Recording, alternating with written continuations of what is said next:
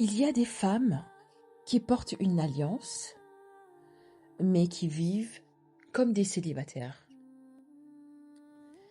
Et parfois, pire que des célibataires. Être marié ne veut pas dire être accompagné. Certaines femmes sont mariées, mais elles voyagent seules, elles fêtent seules, elles gèrent les enfants seules, elles traversent les crises seules, elles pleurent seules.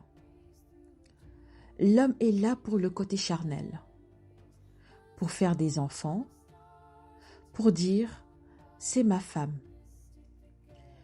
Mais quand il faut protéger, décider, construire, rassurer, il disparaît. Ça, ce n'est pas un mariage.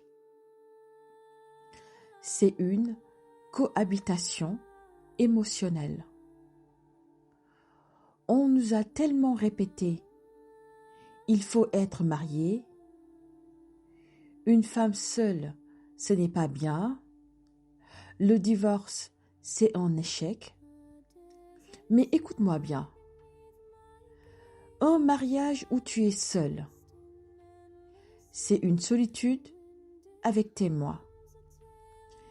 Et parfois, être célibataire est plus digne que d'être marié à la médiocrité. Vérité importante, un homme ne doit pas être un poids. Il doit être une amélioration. Il doit multiplier tes forces, améliorer tes conditions de vie, apporter de la stabilité, te rendre plus sereine.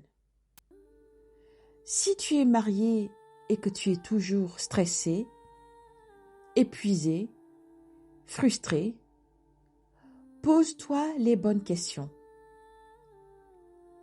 Le mariage n'est pas une médaille sociale. C'est une structure de construction. Parfois, mieux vaut se marier tard, mais avec lucidité, que se précipiter et perdre 20 ans de ta vie.